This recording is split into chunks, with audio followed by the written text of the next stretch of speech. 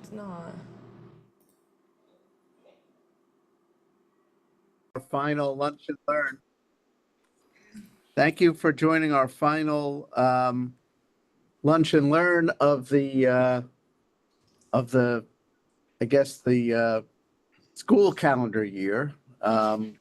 And appreciate everybody's support with our programming. Just a couple of announcements and then we'll get started. Number one, for any lawyers that are with us, we are getting CLE today, 1 hour of substantive credit. And if you're in the synagogue, you fill out a yellow and blue and fill out the attendance sheet. And we're doing the same thing here in Center City. Secondly, we'll email dates for next year's lunch and learn shortly. Same idea, Wednesday, first Wednesday of the month, roughly, with some exceptions depending on a holiday.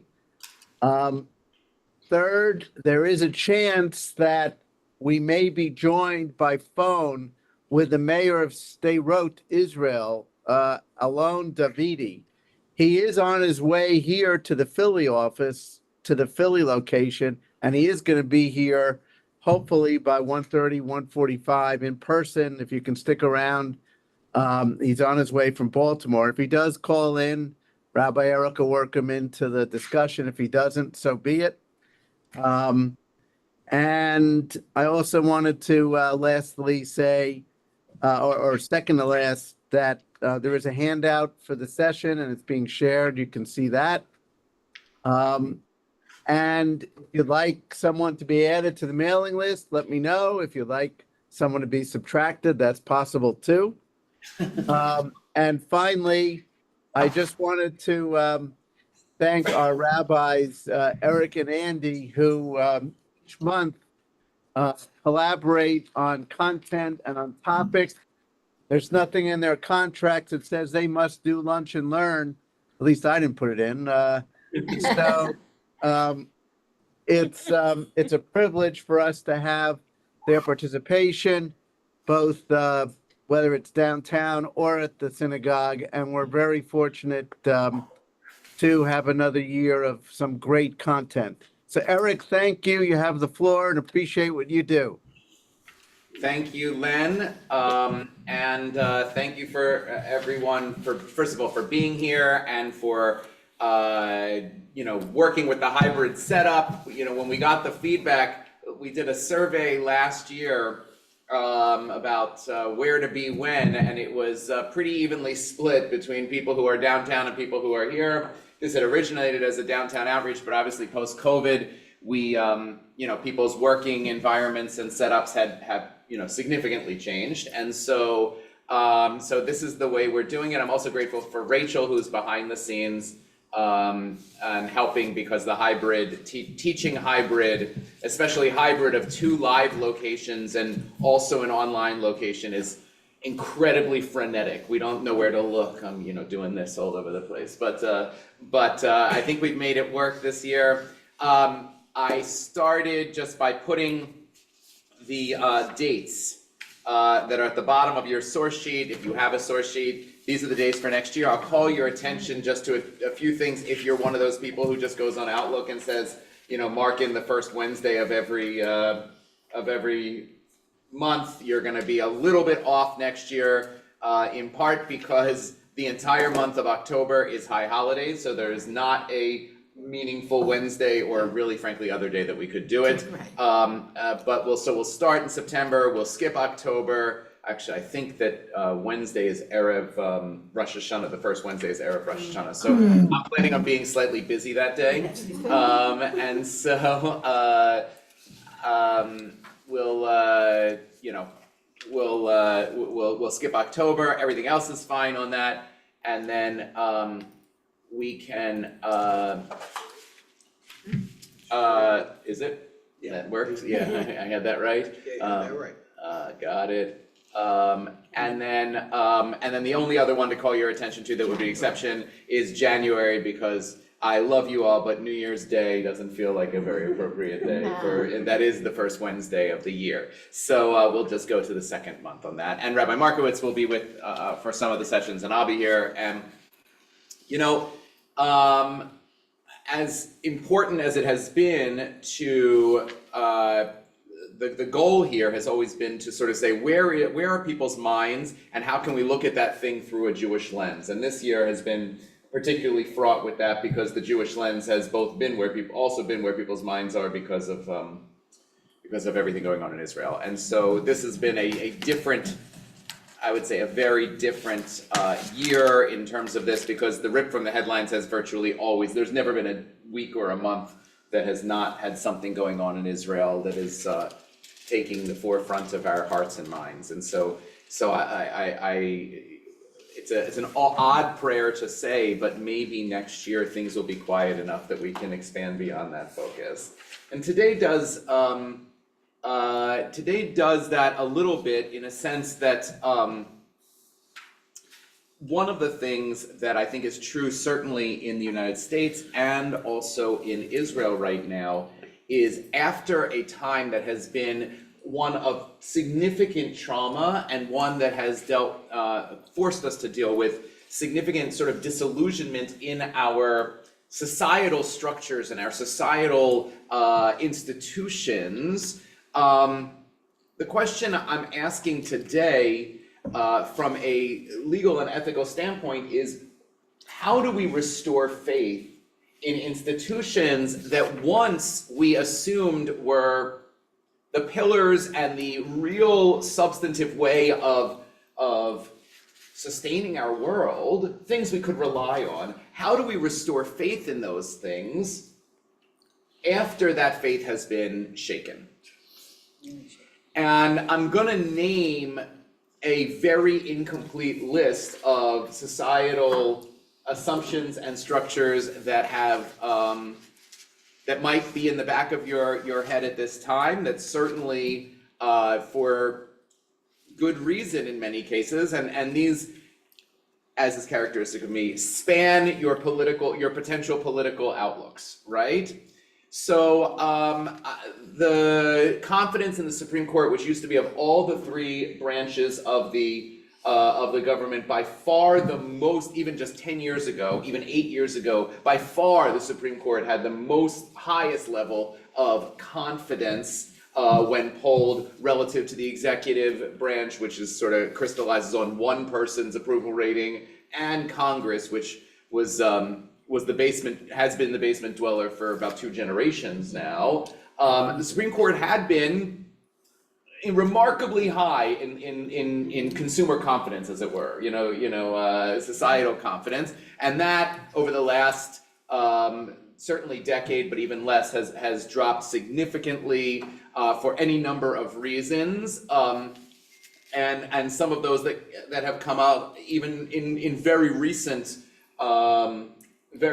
times, and there's all sorts of questions about whether spouses, and whether these things are legally and constitutionally relevant.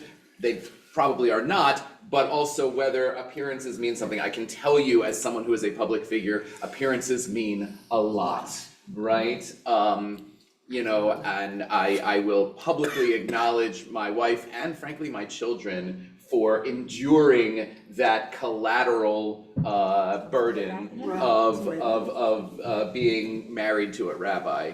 And though I have to say David's quite skilled at it. So other stories for that another time. The amount that goes under the radar is, impressive. But the appearances are very influential to people. Right? I will tell you, this is actually not a story of Deva and me. This past Monday, on Monday, it's my day out of the office, which is very different than a day off, but it's a day out of the office, and so I decided to answer email at Maman in Suburban Square, right? Get a cup of coffee, which is rare for me, and it's just a little different change of scenery, right? And I ran into a local colleague's spouse. Okay, and this already narrows it down to about a half dozen people, but a local colleague's spouse, who was with her grandmother, who was in from Florida, right? And grandmother had sat down, she's an elderly woman, and I wasn't paying attention at all. I was sitting at my own table, but the spouse came over. She goes, "I just did something I've never done before. Certainly not in public. In this way." And I said, "What was wrong?" She said, "Well, her grandmother had ordered a bacon and egg sandwich, right? And of course, she was only going to bring she was bringing it to. She wasn't eating it. She wasn't eating it. But here she is in the middle of a public restaurant. The Rebbitzin eats bacon, so, but, so the appearance is significant in this, right? She felt like, oh my God, but you get the idea, right? And so appearance is something with the judicial. I think clearly our confidence in judicial, in Israel also was before, October 7th eclipsed all other considerations in Israel. The debates over judicial changes were very significant and societally uprooting. Confidence in our electoral system, confidence in Congress, confidence in other things that were sort of, I guess I would call them axiomatic to our existence as Jews here in America, is that yes, anti-Semitism may occasionally rear its ugly head, but mostly, overwhelmingly, we feel safe and secure that the institutions of thought and culture and government in our world will protect us, and that we have enough status in those institutions that we can demand that they protect us, as opposed to the cosmic shrug that many college students this year reported from administrations, as we of course followed as well. This is like an axiomatic thing, we just assumed it, right? Another assumption in Israel, and for us as Jews who follow and love Israel, is that Israel can and will deter those whose stated goal is to annihilate us. That this is simply obvious. Yes, there may be terrorism. Yes, there may be moments. Yes, there may be horrible, horrible things that happen. But Israel's qualitative military and defensive and deterrent edge is overwhelming in a way that October 7th really called into question. And then the last one I want to sort of call out, and I'll open it up if anyone wants to add to the list before we talk about how to revitalize these axiomatic things. The last one I call the list is something that I discovered on a recent trip to Whitwell, Tennessee, which I've shared about with many of you. That's where the Paperclips presentation is and memorial is. And Whitwell, Tennessee is a fascinating place where, as they said, in part because of the Paperclips thing, but in part because of sort of the way that they live their lives, there's very little anti-Semitism. There are very few Jews, very little anti-Semitism. They are mindful of the Jews that come through as part of the, to see the Paperclips. But what the pastor said to me was, these kids really only know one Jew besides y'all. He's Jesus, and they love him. So, and which is a great way of saying it. But in Whitwell, one of the axiomatics that has for generations been true, that has been undermined over the last generation-ish, is that Whitwell is a coal mining town. Or was a coal mining town. The last coal mine closed in 1996.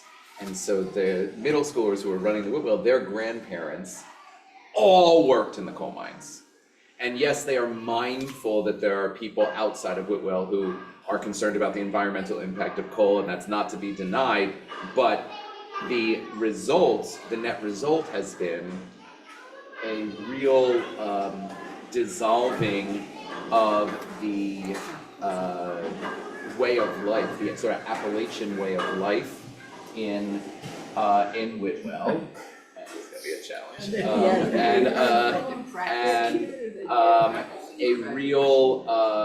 A real sense that their way of life that had led them to fulfill the American dream in significant ways was no longer going to last. politics aside on him, J.D. Vance did write a book that sort of explains Appalachia in a very different way in an attempt to explain it to people who live on the coasts, because it is eye-opening, and it is really impactful. Hold on for just 1 second. I think what we need to do is we need to turn off the microphone in there, because otherwise it's gonna come in here. Give me 1 second. I'm gonna go turn off the microphone in the preschool rehearsal. I'll be right back. Appreciate that. We heard it Thank well you. over here. Yeah. I knew exactly what it was. Yeah. I had a similar experience to the black. It's tomorrow. They were Not my problem anymore. I used to be. Not my problem. Class graduated today. There's another, the We other have to go class is there having their exercises. Monday. Kindergarten blast off. Next Monday, No, kindergarten. 5th grade move up, and then middle school. Oh, as though Mary. Tomorrow is one of my granddaughters' extra graduation. Okay, we're back. You going? Hopefully a little better. No tickets. All right, so these are the sort of assumed things in which, you know, our society sort of governs itself and regulates itself and strengthens itself, and our confidence in all these things has been flagging. I'll pause here if anyone wants to sort of add one, and then we're gonna talk about how to flip that and what it takes to flip it, okay? And it's hard work, but can anyone else think of something where, you know, it's sort of foundational to our society, and maybe we're not as sure about it as we once assumed we were? Go ahead, Marcia. Not that I necessarily believe it, but the whole election system Mm-hmm. and how people are doubting doubting its truth, you know, that things could be.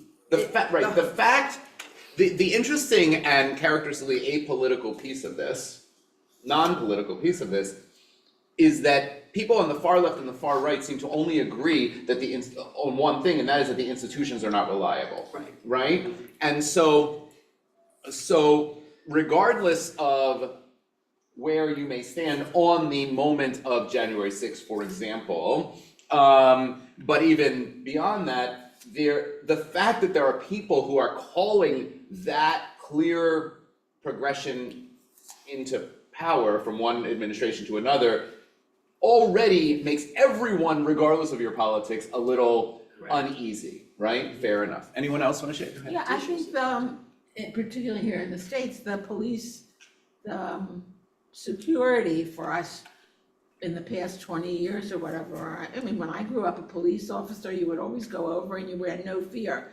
Part of that was probably, you know, what I was, but I think that's being questioned. And police officers, on the flip side is that Right. police officers talk about their Of course. reticence to take decisive action, even when the course is, I mean, there was one thing, I think it was written in Atlantic, which was just heartbreaking about a woman who was clearly mentally ill, who had, officer came, the woman happened to be black, he happened to be white, he'd gone through all of the proper trainings and everything like that.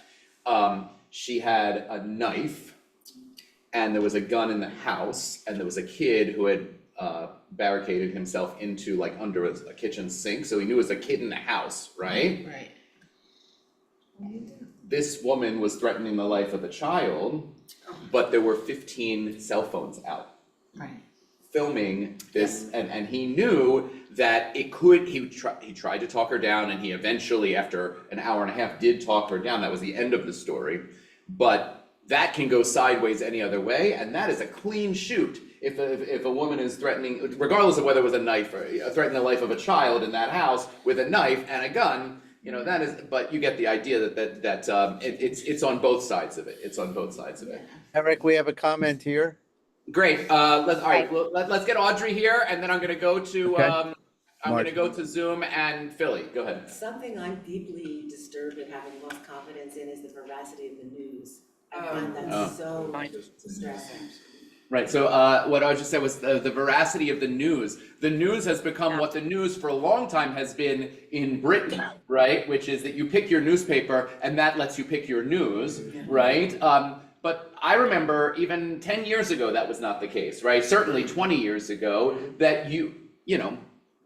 Walter Cronkite said it. It was biblical, Yeah, right? right. I mean, you know, It's the truth. and and that has no longer that reliability, right? And you say, well, where did you get your news? Just that question Right. gives a sense of insecurity that maybe that none of them are reliable, right? I've often said that I get all of them, both because I am, you know, masochistic against myself, but also because somewhere in there is the truth in a sketch shot. Let's go to Philly, we'll go to Barbara, we'll go to Zoom. Philly, go. I'm not Barbara, I'm Margie, but it doesn't No, matter. Barbara's here, Barbara's here. Oh, You're Go ahead. Philly. oh, sorry, we're not. You're Philly. Oh, I'm Philly. You're Philly.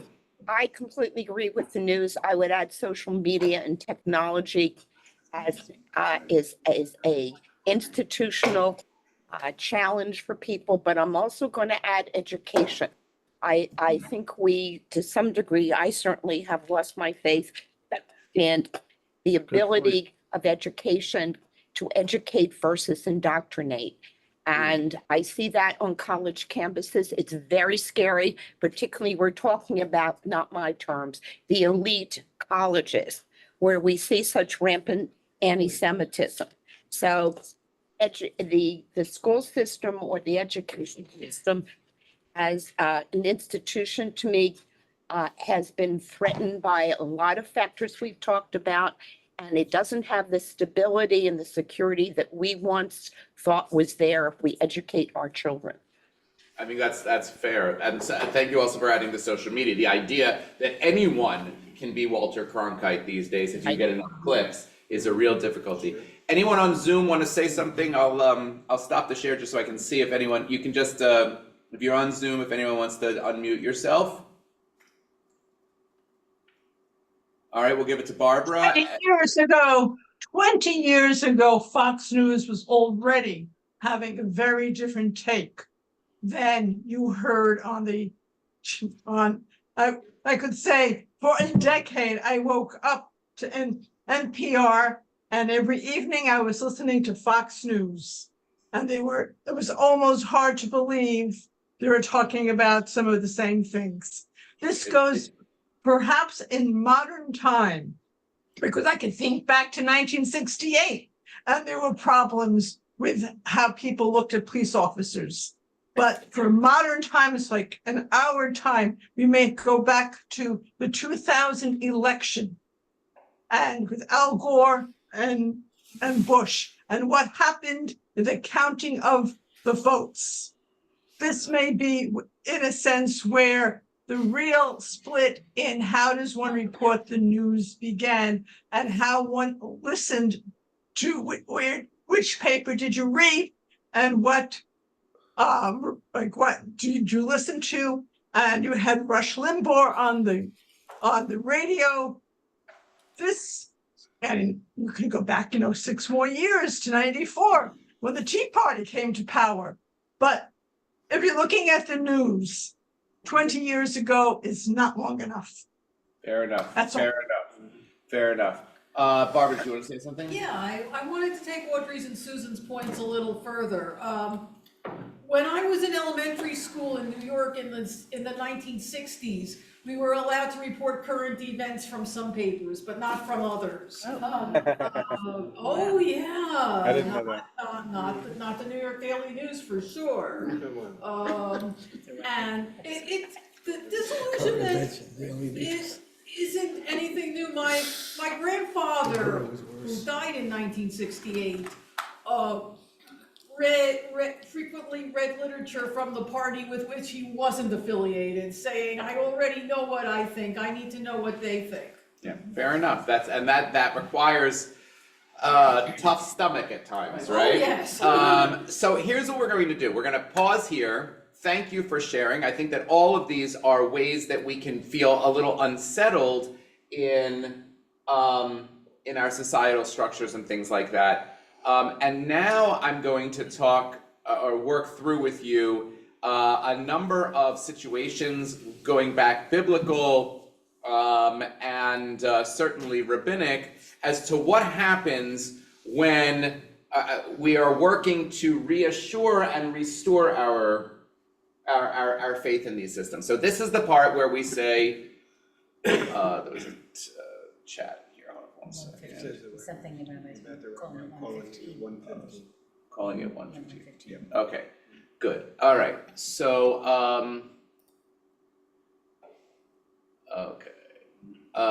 good. Okay. Fantastic. So we're going to move through these texts then in the next 15 minutes. We're going to move quickly so that we can then hear a real life, real time example of what it means to rebuild this faith. Because what's happening in Sderot is in fact this very reality, right? That axiomatic of we live on the border because these are the borders of Israel. We live within those borders, but if no one lives on those borders, then they're no longer the borders of Israel, right? De facto, that is critical. And when we were there with the Adat Israel group in late January, the people of Sderot were campaigning the Ministry of Education to reopen the public schools because they wanted to come back and reaffirm that faith, that reality in the importance of the border towns, right? They were saying, we want to come back, not the government saying, you know, you got to go back and you got to do this for us. It was the opposite way. And now we'll get to hear, 4 months later, a little more, how they've done that. I'm so glad that Mayor Davidi will be able to be with us. So here we go. We are going to, I'm sharing for those who want to see it that way, and you have it in both locations, in person, on paper. So I'm going to pick out some of these texts we've seen before, but I'm going to pick out totally different aspects that I glossed over before because these are very rich texts. We sing Ani Ma'amin all the time. Ani Ma'amin. All right, okay. I mean, it feels like it's almost like a dirge, right? It's not exactly the most uplifting of our songs.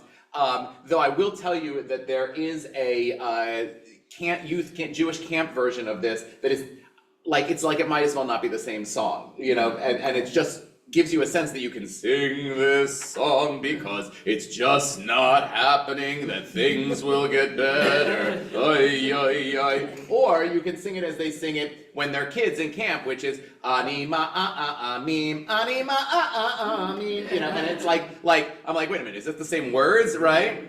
But I want to call attention to this idea. This is one of Maimonides' 13 principles of faith. By the way, Maimonides, each one of these should be a challenge, but this is the one this is the most famous one. And it says, I believe in full faith. That is the first prerequisite. Our faith has been shaken in these institutions, in these ways of living, and Mashiach was a messianic redemption was a driving factor for post-temple Jews. And Maimonides lived way post-temple. He lived, almost 1,000 years after the destruction of the Second Temple.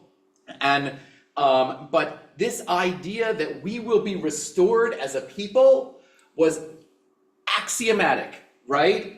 And then you have the piece, and it was the reason why, if you look at the second text, if you just look ahead, it was the reason why sitting in Vilna, Anatevka wasn't real, but like a shtetl like Anatevka, sitting in the ruins of Kishinev, you could say, L'shana haba b'Yerushalayim.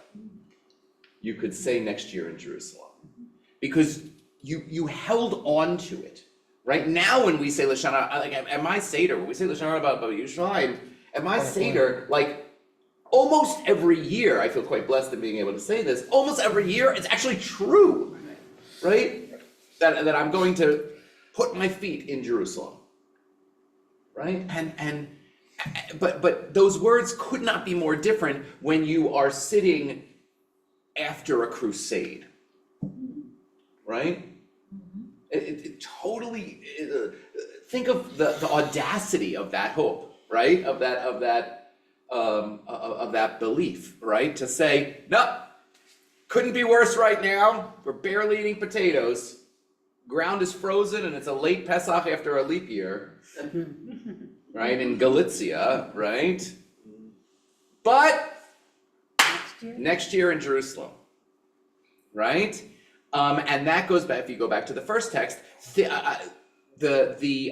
imposition of that hope, the conscious saying of, I know what the reality is now, and yet I have to believe. And that's the second half, the part that's often, because it's not as musically easy to be sung, I think the second half of Maimonides' principle of faith, I think, is really important. Even though the Messiah may be delayed, caught in traffic, I'm not giving up hope. At any point in time in history, whenever the Messiah gets here, I'm holding on to my I told you so to anyone who would doubt. Any one of the doubters, there it is, it's there, we're saved, right? So I think the first prerequisite for restoring hope is to say, or faith in these institutions, is to say something that I think has been hard for us, for a lot of us, is to say, we are in a rut right now. It's a tough time. It is not sustainable to be this tough. That is the part, I've said that to several of you actually, right? In different, like, no matter how bad it is, this moment is not sustainable. And we're going to talk about in just a moment whether what comes after is a reaffirming of what was or something brand new. But I can tell you, if you're not happy with the weather right now, wait 10 minutes, as they say in Michigan, right? Okay, right? Okay. It's gonna change. This is not sustainable because there's enough dissatisfaction that either we're going to reaffirm or we're gonna build something new. Right? It's just not sustainable because, and by the way, if you say, well, it could get worse, but it is so destabilizing and so upsetting that if it gets a lot worse, then the fact on the ground is that it'll collapse under the weight of itself, right? So there's a Hasidic teaching which I actually taught 5 years ago on Kol Nidre, and you won't remember the content of it, but you may remember that I wore an Embiid jersey to teach this, because I was talking about trust the process. Okay, so there is a Hasidic teaching that says that the world will be redeemed like a messianic redemption, either in one of two prerequisites. Either the world will be 100% redeemable, meaning like we've solved all the world's problems, or the world will be 100% incorrigible, meaning there is nothing good about the world, which essentially was what the process was, right? The process was, let's see how bad we can make these teams, right? Let's see how terrible we can make it, because if we make it bad enough, there will be a mechanism, in that case, the draft, to make it better, right? To lift it out of the depths, as it were, right? And that's from the Psalms. Makim keraticha Adonai, right? I call from you from the depths, right? You know, we don't often call from God and say, hey God, you're killing it up there, right? You're doing great, thank you. That's what a bracha is supposed to be. Most of the time we call out to God. When do we call out to God? When we're not so happy, right? You know?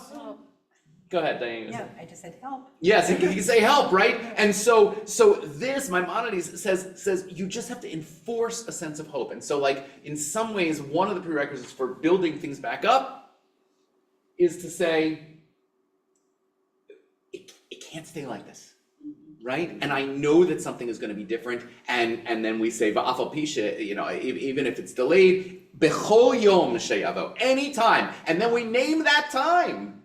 We say next year, Jerusalem, all right? I'm gonna give you a couple of, I'm mindful that we're gonna run out of time before we go through all these texts, so I'm gonna go through them very quickly. This is a moment, the text that's in the middle of the first page is a moment that doesn't get studied enough in times of tsuris, right? This is a moment from the second book of Kings. It's the story of King Josiah. King Josiah came after some really bad kings who like put the idols and everything like that, really bad stuff. And they were cleaning out the temple, which by the way is a metaphor. They were cleaning out their house from one of the, I think it was King Menashe, right? Who was like really bad. And Josiah comes, he takes the throne, and he says, that's it, we're getting all the idols out of the temple, we're getting everything, the temple has been defiled, we're gonna do it all. And they're sweeping out the temple, and they find a lost book of the Bible. You can imagine that, and now that may just be a metaphor of how bad things, how far astray we had come from our core, that we had forgotten one of the books of the Bible. And I want you to remember for a second that most of the tradition was an oral tradition. It was certainly written down by scroll, but like when they say they'd lost a scroll of the Bible and much of it was done by rote memory, it means that they had lost it spiritually. Right? They hadn't just said, what's this doing here, right? Though that is the way they tell the story here. Most scholars think that from different mentions and things like that, that the book that they're referring to of all books is the book of Deuteronomy, which basically covers everything, right? It's like most of the laws are redacted in there, and most of the narrative is redacted. So like, not just any book. We're not talking to like Ovadia, this is one chapter of prophecy, right? We're not talking about, peripheral things here. This is like, core stuff. They find the book. Josiah says, stop. He gathers all the people and they read this book. And what happens? He tears his clothing. There is a time that says you're going to be punished for how far astray you've come, right? There is a time of mourning that comes in the immediate wake of a sense of having gone astray. I think that one of the reasons we know that we're not yet where we need to be is because we're not mourning it enough. We're actually pretty emboldened. Some of these destabilizing forces are quite emboldened in our world. And there will be a moment where we say, oy. I'm going to give you some past examples of that moment.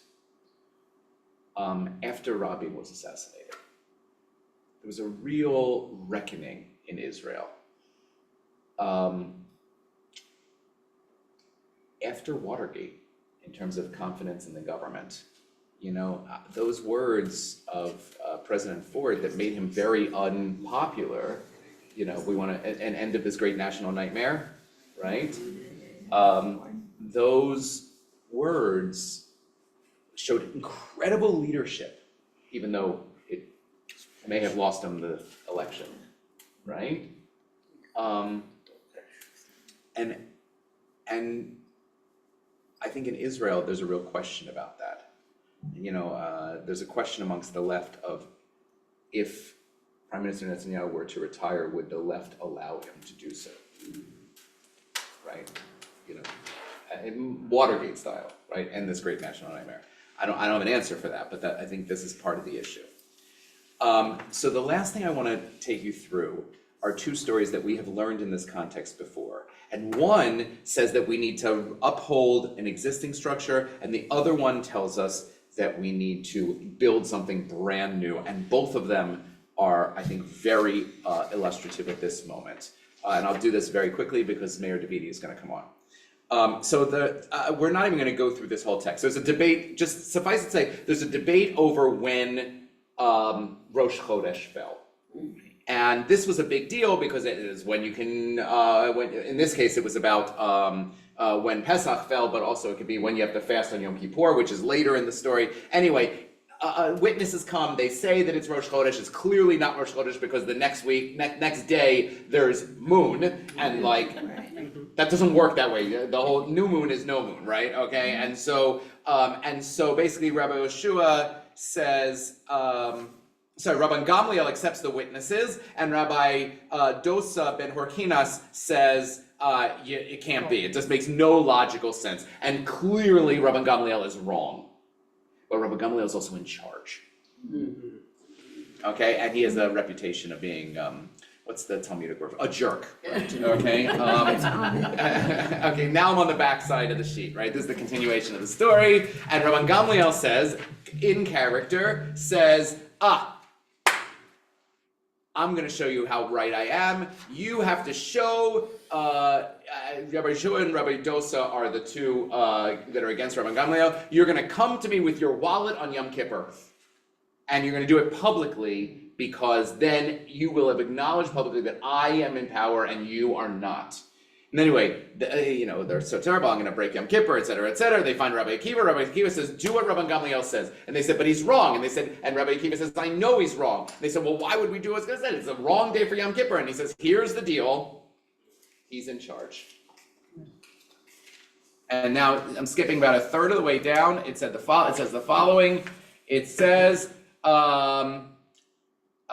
if we come to debate and question the rulings of the court of Rabban Gamliel, he was the head of the rabbinic court, we must debate and question the rulings of every court that has stood from the days of Moses until now. And he gives a proof text in that, and it says, rather it comes to teach that every set of 3 judges, a Beit Din that stands as a court over the Jewish people, has the same status as the court of Moses. You must recognize the authority of that court, even when that authority is wrong. By the way, umpires calling balls and strikes hate instant replay, because guess what? Sometimes, They're wrong. in an amazingly high percentage of times, if you really go by all the computer metrics of this thing, they are wrong. But the game can't be played. The game can't be played. Stay tuned for that. There's gonna be more of that on Shavuot. I'm gonna talk about that. The game Rabbi, can't I'm a be former played. umpire, and I have to tell you what they taught us in umpire school. Yes. It ain't nothing until you call it. Right. That's exactly it. But the problem is there's an after you call it now that is the millions of people watching on television saying, I see the box. Can he see the box? And the answer is the umpire doesn't see. There's no box, right? There's no box. And there's no little dot where the ball was, right? Okay? I see it all the time. There's a box, right? But here's the challenge. Once you accept the authority of the umpire, that is the game. You can get angry, Bryce Harper. You can get ejected. Maybe he did. Bryce Harper. And you can be right and get angry and get ejected. Right. And guess what? Unless you are egregious, at which point you retire prematurely, as Hernandez did last week, right? It is on us to accept the authority of that court, because otherwise there is no court. It doesn't exist. The whole thing breaks down. And so in order to affirm the institution, you accept it even when you know it's wrong. And once Rabbi Akiva says that, Rabbi Yoshua and Rabbi Dosa speaks to Rabbi Dosa ben Harkinos, and what do? They show up, Rabban Gamliel, with their staff in hand, with their wallet, and they publicly accept the arbitrated decree of the court, not because they think it's right, but because they need a court. We'll talk more about that and arbitrary rules and whether the rules are right or wrong on Shavuot. The other possibility is another text that I've taught you, which is the story of Rabban Yochanan ben Zakkai. Rabban Yochanan ben Zakkai doesn't have the option of, he's my rabbinic crush, he's my Talmud crush, right? So here's my Talmud crush, Rabban Yochanan ben Zakkai. He does something really audacious, but really actually moderate. He doesn't have the option of reaffirming what was, because what was just burned by the Romans, right? He in the wake of the destruction of the temple, right? And the story about Rabbi Yochanan ben Zakkai is they sneak him out to affirm some sense of Jewish continuity. We're going to lose everything. The Romans are going to kill us all. get out of Jerusalem, maybe you can solve something. He runs, first person he gets out of the besieged Jerusalem, runs into Vespasian, who was the general besieging Jerusalem. Luck. Okay, and he says, "Hey, king!" And Vespasian goes, "Keep it down, I'm not the king. That can get me killed, and therefore it could get you killed." At which point a runner comes from Rome, all out of breath, and says, "The emperor's dead, you're the new emperor." And Vespasian said, "That was pretty impressive. How did you know that before that guy just came and ran from Rome?" And that's not answered, but Vespasian says, "I'll give you anything you want." Now, at this point in time, the temple had not yet been destroyed. It was about to be destroyed. Why didn't he ask for leave Jerusalem, end the siege, and the answer is he didn't think it was going to be granted that much by this new emperor. Rabbi Akiva thinks he should have asked for that, but he asks for give me Yavna and its wise men, the family chain of Rabban Gamliel, the guy we just said was a jerk, and the physicians to heal Rabbi Tzadok. Right? He said, I need to create something brand new. I'm going to create it in Yavna. I'm going to create this new thing. It's going to be called Rabbinic Judaism. We're going to have not a Passover sacrifice. We're going to have a Passover Seder. We're going to not have the Musaf offering in the temple. We're going to have the Musaf Amida. All of those things. He created a brand new Judaism because he recognized that the institutions were literally burning or about to. And so he said, we can't survive on those past institutions. We have to survive on new institutions. So you have two things, right? You have Rabbi Akiva and Rabbi Yoshua. And by the way, Rabbi Akiva, the one time says, I know you're wrong. Rabbi Akiva seems to be a naysayer in both situations. I know he's wrong, but just accept Rabban Gamliel. And Rabbi Akiva in this story says, you shouldn't have accepted the middle ground. You should have gone all in and gotten Jerusalem and the temple back. But in both cases, Rabbi Akiva has a hand in reasserting a societal structure. In one case, it's a new structure that's going to replace and buttress. That's the Yochanan ben Zakkai. That's the second story. In the other case, it's the story of reaffirming an existing court of Rabban Gamliel. Right now, I'm going to stop here in just a moment, but I want us to think about what we've just asked ourselves to do. Because in order to get our feet back under us societally, we're going to have to do all of these things. We're going to have hope that is audacious, like Maimonides. Against all odds, whenever it comes, we're going to say L'Shana Haba B'Yisraelim. That has no thing. We're going to have to rend our clothing and mourn like Josiah, like King Josiah. And we're going to have to insist on cleaning out our house. We're going to have to find the institutions that even if they have been sullied and are factually inaccurate or even fraudulent, we're going to have to affirm them. And we're going to have to build new ones. We're going to have to build new ones and accept the authority of those, however random that authority may be. And believe me, halacha is random at times. That is the mandate of what it means to not allow society to just go Sodom and Gomorrah. Because that's the other story I could have brought. But that's the story, that's the anti-story, right?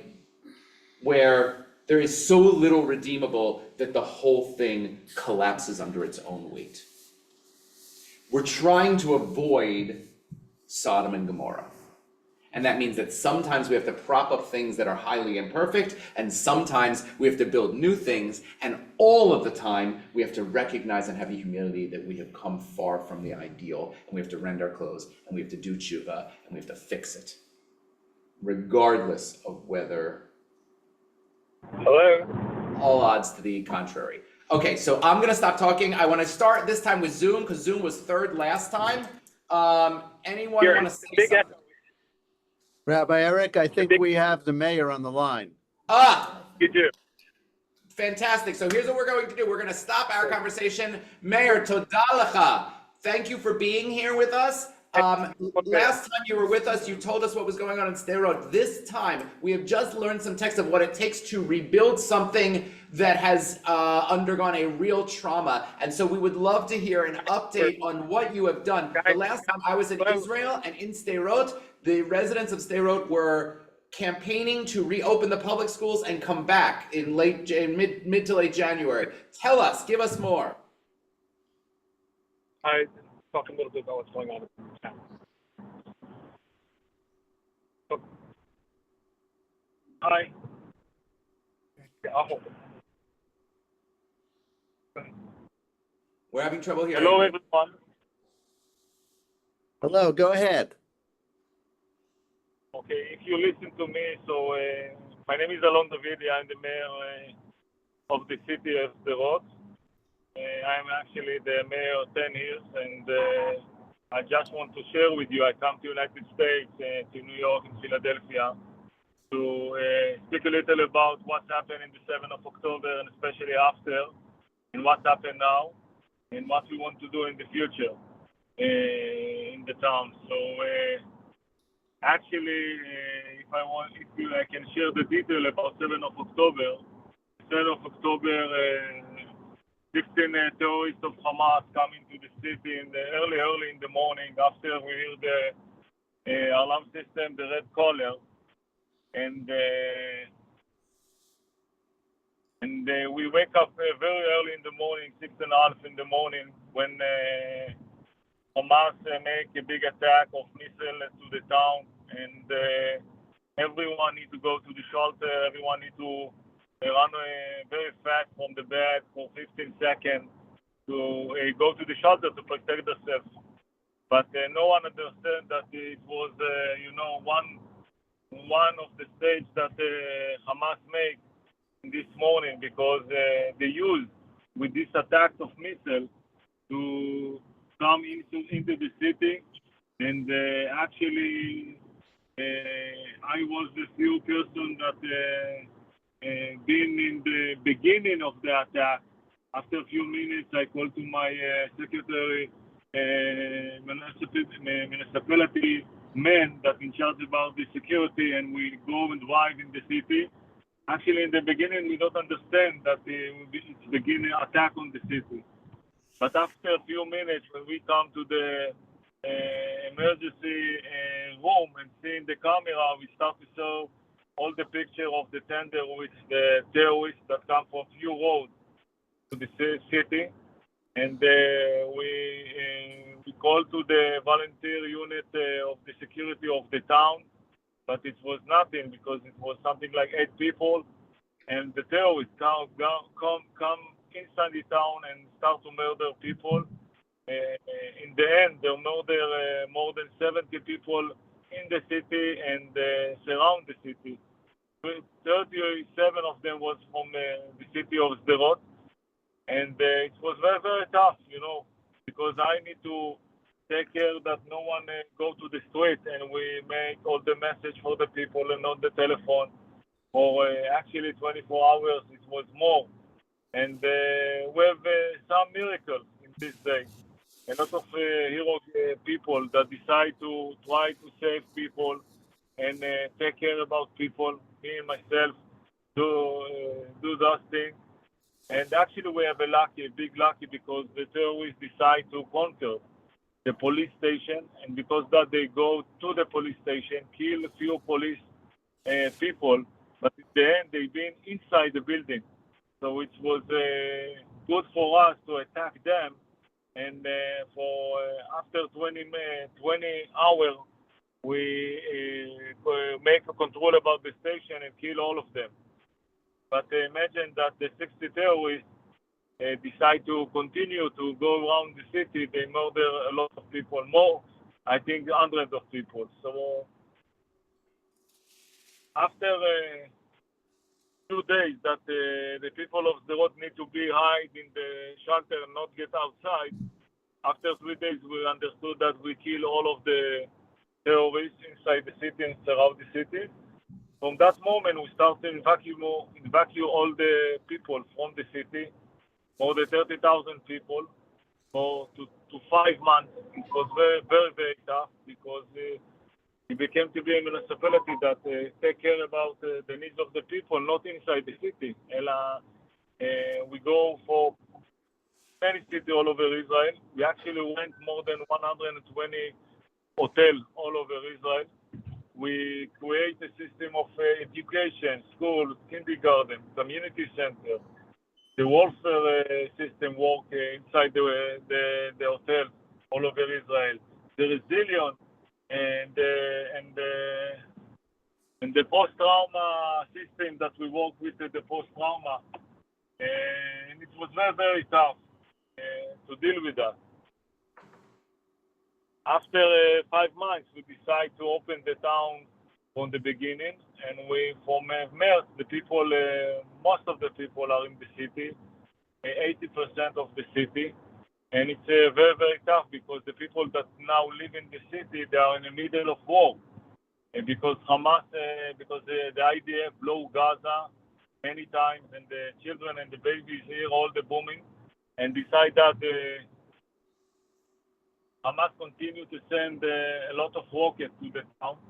So it's very, very tough to be there, and especially that the number of the post-trauma, the people that suffer, is always going up. Like example, before 7th of October, we have something like 50 therapists that work in the Resilience Center.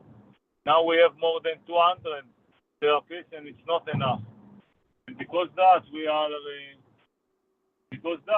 I'm coming to United States and I'm coming to Philadelphia to find people that want to be part of this mission about this goal, to help, just to help and to say to the baby and the children that suffer now that we want to help you, we want to be part.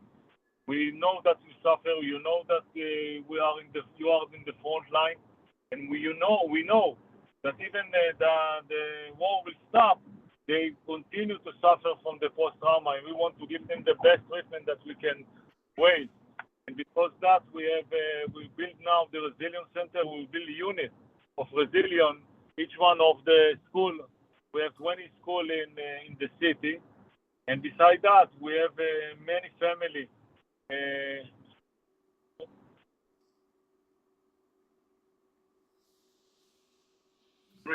We have family.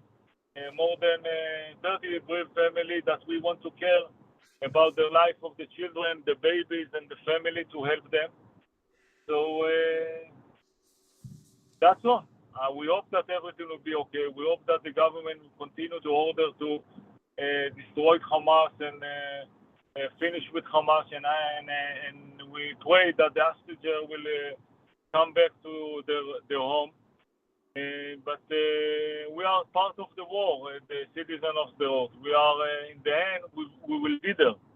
Maybe, the soldier come back to their house, and the hostage will come back to the house, but we will continue to be the front of the country because we are so close to the border of Gaza. We are actually less than 1 kilometer. So I want to come back to my citizen in the end of the week and to say that I raise the support that they need, family and the children and the system, to continue not just to survive in Sderot. We want to continue to develop the city and especially the community there. This is great. Rabbi Eric, do you have a question? Go ahead. So, what is the spirit of those who come back? First, I think that who is come back shows that he is the best Zan that you can find all over the world in the Jewish nation. If you ask me if they are happy, they are not happy now. Because imagine that you go to sleep in your house, and every day there can be attack on your house, and you hear always the bombing of the army. If you are like me, I'm 50, so I said it's good. But if you are a child, you cannot know who is why you hear noise of booming. So you can find many of the people are sad and nervous. But I think that we don't have any choice. If we will left the city, there is a lot of village around Gaza kibbutzim that not come back until now. I think that Israel must, the people must come back to their home, because in the end it shows to the Hamas that we will win. If we will left our house, if we will left the cities in the north and the south of Israel, so Israel became smaller. Fair enough. Thank you. Anyone else want to share or ask a question to the mayor? We're so grateful that you join us.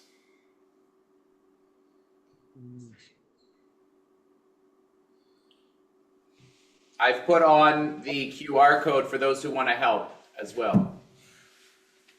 Yep. And the mayor's gonna be there at about 2 o'clock. So hopefully, as many of you can stay. I know Glenn has organized a few people that will meet with the mayor for about half hour or so, so at 2 o'clock, but whoever can stay, whoever can stay. But I just want to say one last answer. I'm really coming to the United States. You know, I have my family, and I think that this is the time. This is the time to say to the citizen of Sderot and the children, we with you and we'll be part of your life. I think it's very, very important. I think that many of the people that I met were depressed about the situation. But I think that if next year, if you will come to Sderot, if you will come to my city and you will see the children and the family continue to live there, it will be bizchut. Thanks to you that you decide to be part. You decide that maybe you cannot be there now, but you can write a check and decide to write a check or decide to take part of this mission, of this project, and I wish you all the best, to you and your family, and for all of us. Mayor Davidi, before you go, one other question. Are any of your citizens among the hostages? We have one that he wake up in the morning, he finished the road in 7th of October. And in the beginning of the attack, like I told you, everyone thinks that it's an attack of missile. So his grandchild called him, the father of his grandchild called him from one of the bases of the army and asked him to come and take the daughter, the grandchild to Sderot.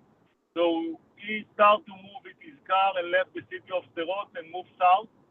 But after 2 kilometers, the terrorists catch him and kill him. And we don't know about him until last week that the army find his body in Jabalia. 2 weeks ago, I was in his funeral. So, you know, maybe it's sad to the family, to us, that in the end we understood that in the 7th of October they murdered and kidnapped the body.